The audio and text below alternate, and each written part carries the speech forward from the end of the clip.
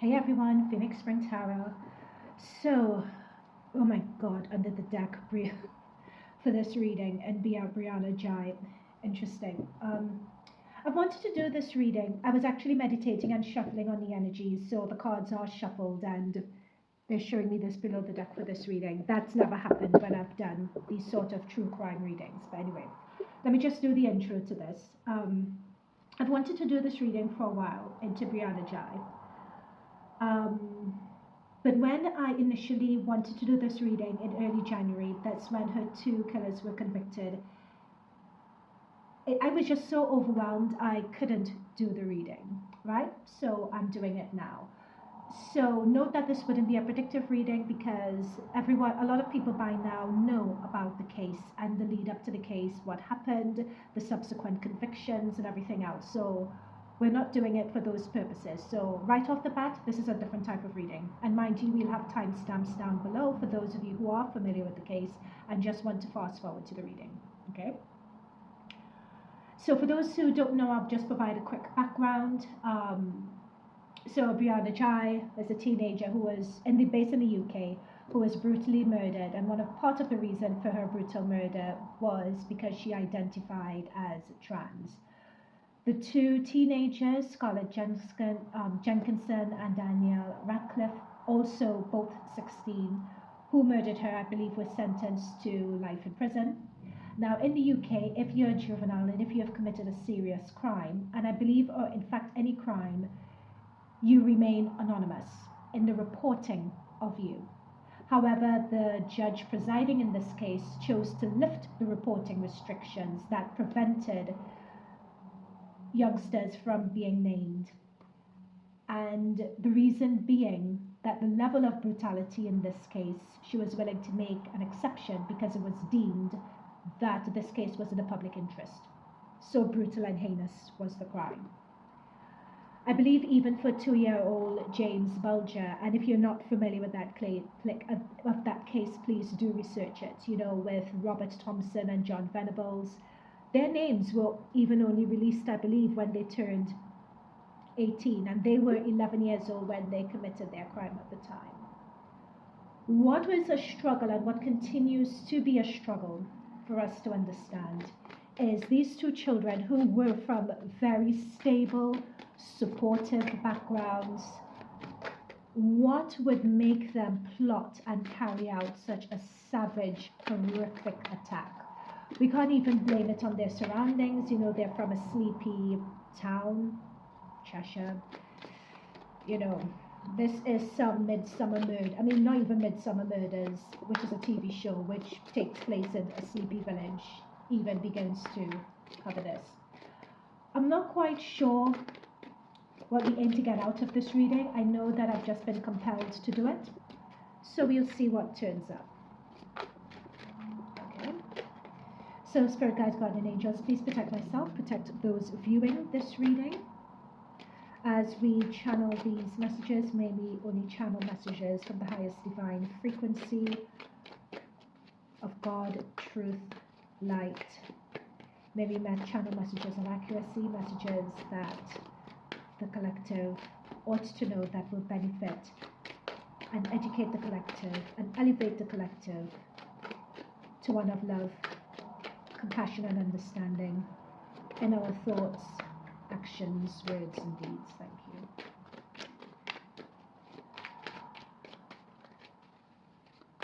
you. And our thoughts and condolences are with the families of all involved.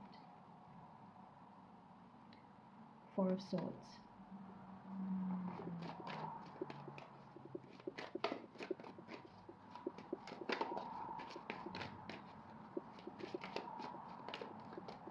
Guys, just give me a moment. I'm pulling through some messages with regards to Scarlett Jenkinson and Eddie Ratcliffe. So just give me a moment here.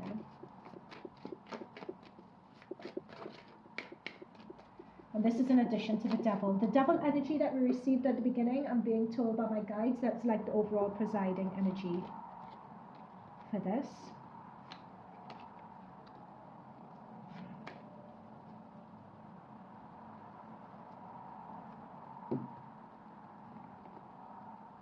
Okay, so there are a number of messages that I'm getting here, and we're starting off with Scarlett, Jenkinson, and Eddie Ratcliffe.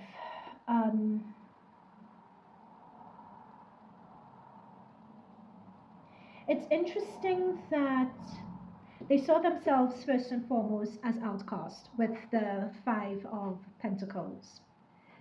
They saw themselves as outcasts, they saw themselves as not being involved. I'm picking up a lot of loneliness and solitude here as well. Of not feeling understood, of not feeling that they could be a part of something, being on the outside looking in. And this caused them a lot of resentment. But the interesting thing about this, a lot of resentment for being different and not being accepted because they are different. I'm picking up here in this energy, interestingly enough, that the male, Eddie Ratcliffe, it's as if both of them are the same age, but in this card, what my guides are drawing my attention to is like emotional maturity or mental maturity, so to speak, some sort of maturity. It's as if he was not as mature as the Scarlett Jenkinson. He wasn't as mature as her. They tell me when it comes to him the phrase disability, it's like he just wasn't, or something undiagnosed, but with him. But they're saying that he just was not as emotionally mature as her, and he more leaned in and depended on her in terms of the both of them being together.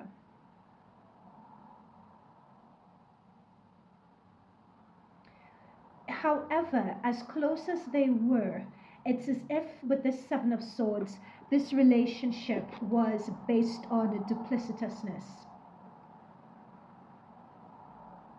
There is something when it comes to the both of them where someone fooled the other, or someone believed that the other wasn't going to carry it. Oh my gosh, no, tell me this.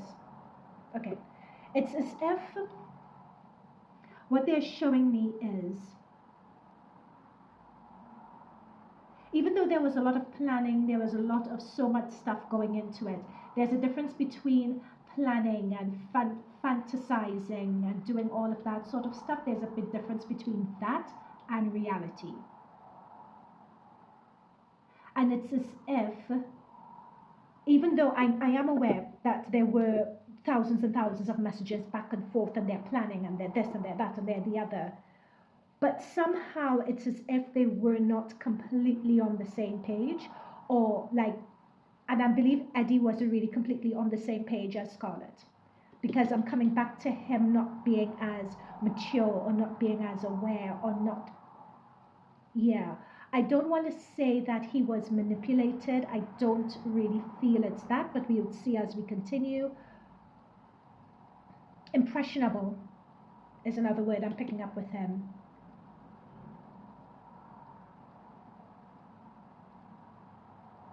And giving your power over to someone else is another phrase I'm picking up with him, this Eddie Ratcliffe as well.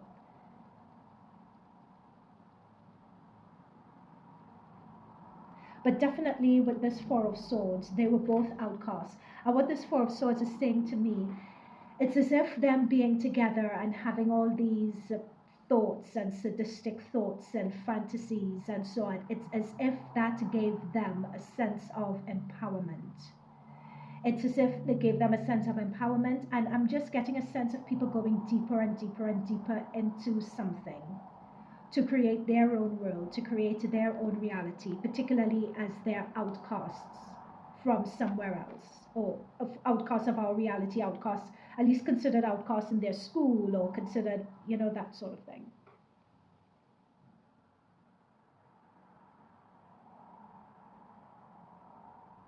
Now, I'm going to save this card back to later in the reading, because I do know what this is. I'm going to save it for later. Okay, Spirit Guides, Guardian Angels, thank you for, oh my goodness. Okay.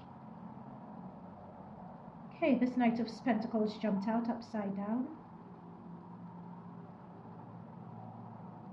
Okay. So a Knight of Pentacles, when it's upright, it talks about meticulous planning and arranging and doing all that sort of stuff too, but you do it slowly and gradually over a period of time. What this is saying is for it to just jump out and come through reverse like this. It's confirming what I was saying about them creating their own reality, their own safe space. The more depraved, the more sadistic, the better, because it gave them a sense of empowerment after being shut out from their perspective of reality. Also, with this coming through as reverse,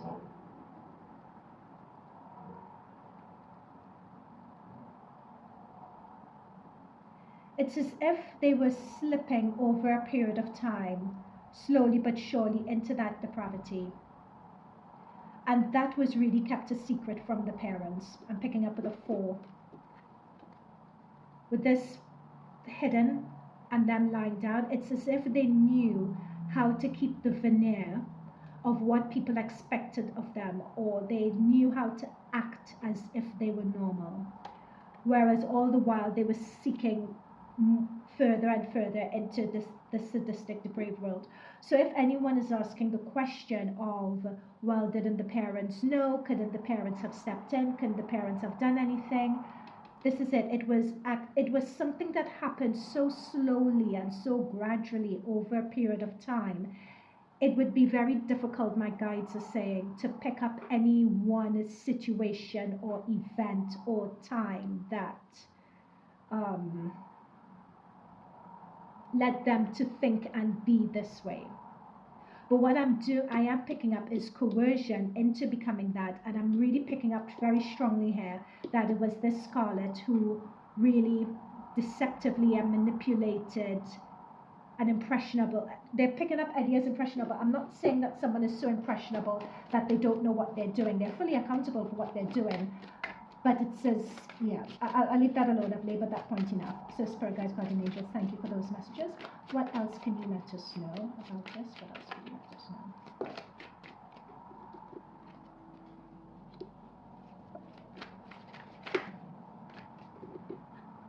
8 of Wands.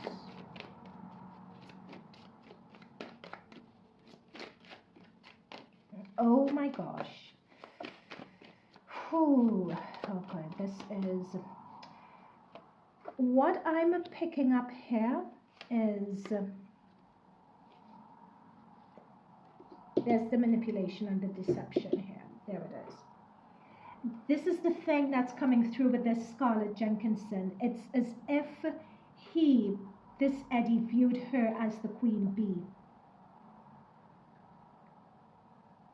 I'm just picking up a lot of coaxing and a lot of, and it's as if he did not have that awareness or that maturity or that understanding of what was going on.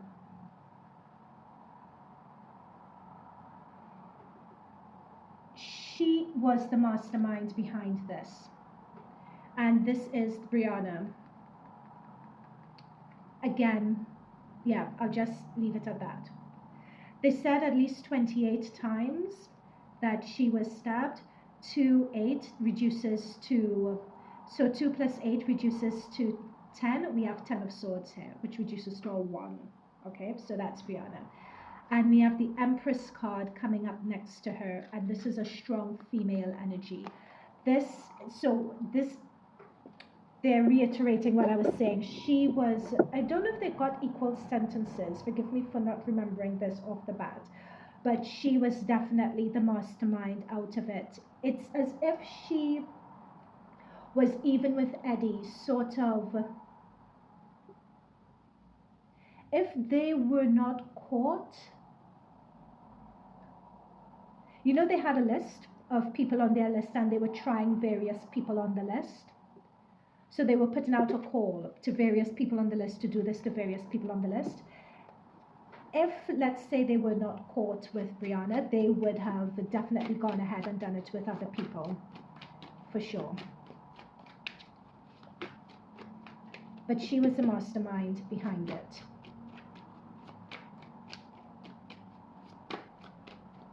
Look, they're drawing me to her eyes, and I'm going to hold this I hope you could see it. Look at the eyes on this card. Look at that compared to the 5 and the 10 of swords around this energy. This is the sort of person who can't be released.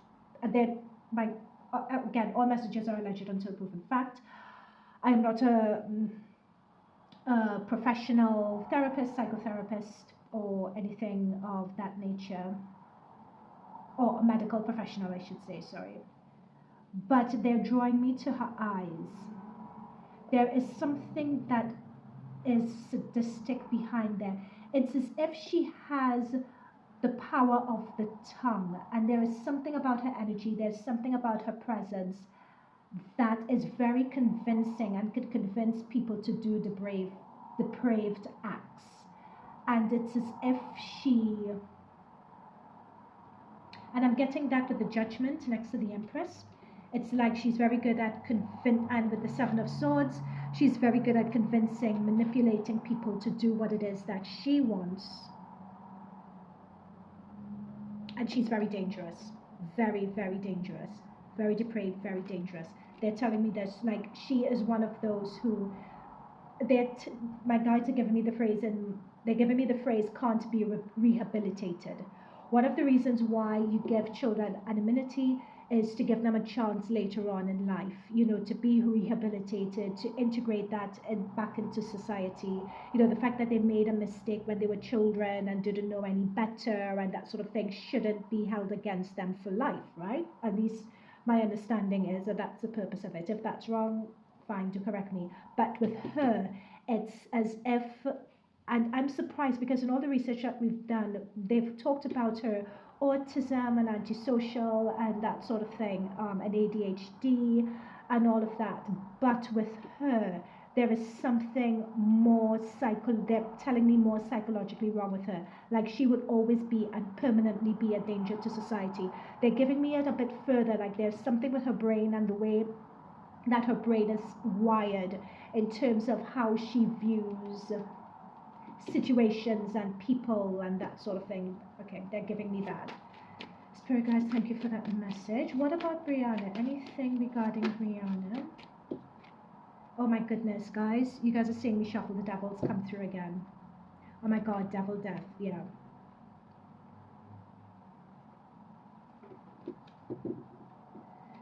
Notice that this came out at the beginning. It's come out again. My question I was asking is that anything regarding Brianna in all of this. Let me just get one more card. There is a naivete when it comes to Brianna, which I think they said, like Brianna, they were saying Jai was vulnerable because she suffered from anxiety. Apparently she suffered from an eating disorder. That's what they said. But you could suffer from anxiety and eating disorder, but be pretty savvy and so on, right? But they're saying here that with Brianna, she had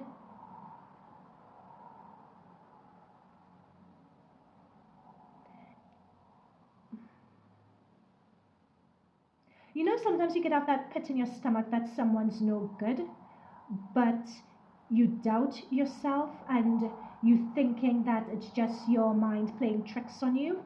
That's what I'm picking up here. It's as if she knew, particularly with this Scarlett, not so much the Eddie, but more the Scarlett. It's as if she knew that she wasn't any good, but she decided to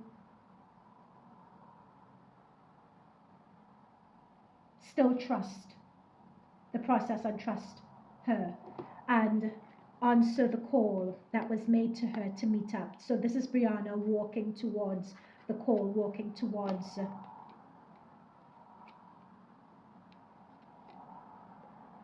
Scarlett. There is no ifs, ands, and buts about it, like with these two people. They're between Scarlett and Eddie. There's just now what my guides are explaining it to me as sometimes people are just downright evil, and that's just what it is. And both of them, there was a codependent, and we picked up on this earlier with the 5 of Pentacles with these two. with both of them, there was just a codependent, evil relationship between them. They were just egging each other on, so to speak. But one more than the other. One was more dependent on the other. So it wasn't an equal sadistic relationship between them. And look at the darkness around them, the darkness and the depravity. Apparently they were getting a lot of their information on the dark web. And that is shown by the darkness here. It's like they were properly locked in, hooked in to that.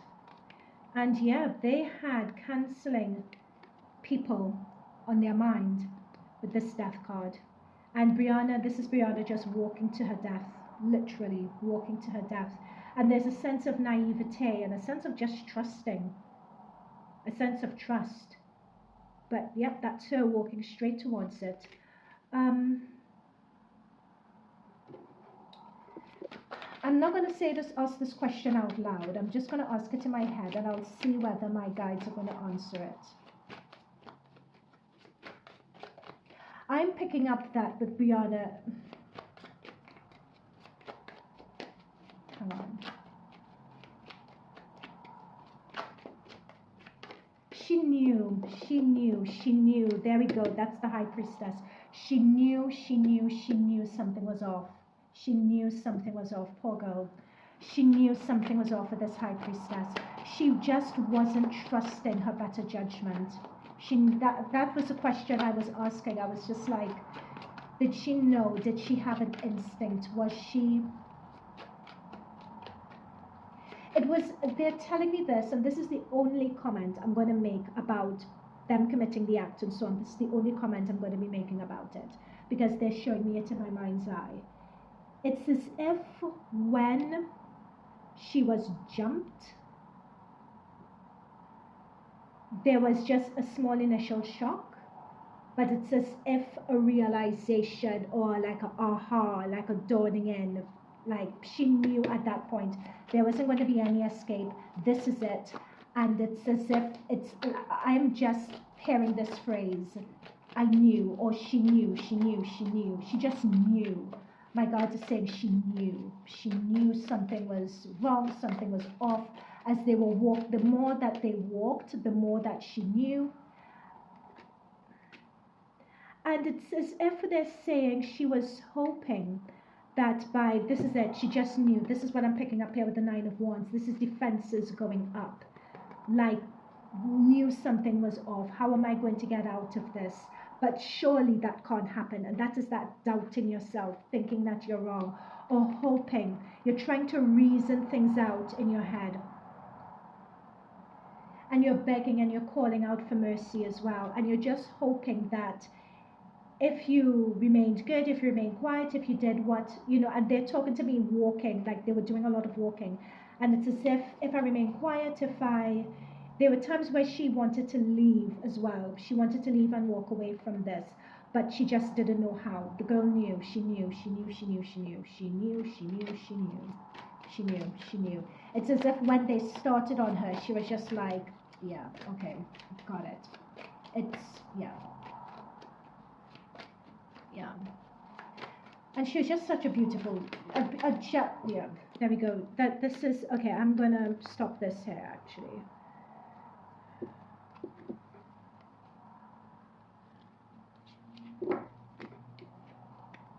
This is more Nine of Swords. She didn't even... I'd be surprised... it's really sad for youngsters nowadays. Simply because... with social media depicting how you're meant to act or how you're meant to be, or, you always have this...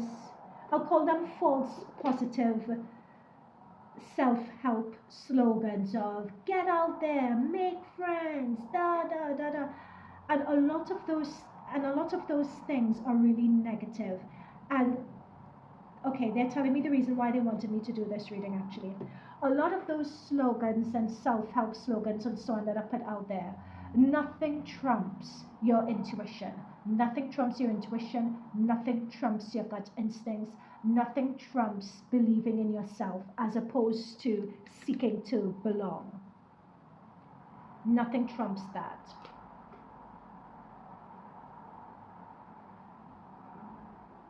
You know, there's a feeling where she thought, okay, these two, you know, like perhaps these two are my friends. You know, it's almost as if God's brought this into my life. I'm not sure whether she's religious or not, but what I'm channeling is that she felt, okay, these two are friends. I'm not really sure about them, but at least it's something. At least it's a start. They're interested in me, so I might as well. You know, that's the thinking. But of course, you know, I want to get out in the world. I want to get out there. I want to be a part of things. This could potentially be the start of something new. That's what she was thinking, and she was just betrayed and stabbed in the back. It's just really sad. Nothing trumps trusting your intuition, trusting your instincts. You know, we are all individuals in our own right, and not settling. You know, many times you think, oh, this is it. Okay, this is the best I could do. Okay, I'll go ahead with it. Don't settle, and trusting instincts.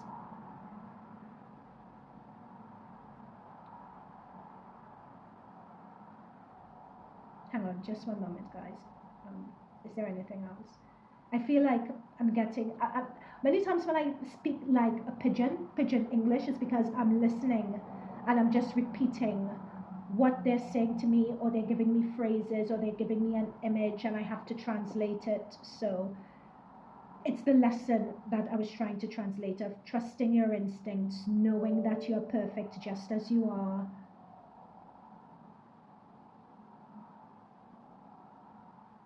And not giving your power externally to people outside of you. She knew something was just off. She knew. To the point where when they were in the woods and they started on her, it's as if it wasn't a surprise. She just knew. And she accepted her fate. That's the thing. It's not to say that someone was trying to escape or something like that. It's as if she just accepted her fate. Like, this is it. The girl, Brianna, knew. She knew. This is it here.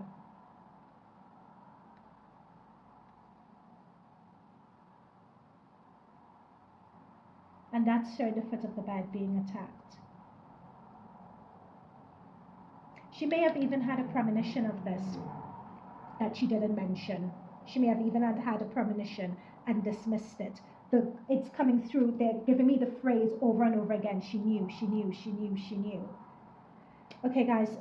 Again, I just felt called to do this reading. I don't know. Yeah. Usually my readings would have more of a stare, or there's more of a theme or something like that for it, but I just got called to do it, so I'm just saying what came through. See you guys later. Bye for now.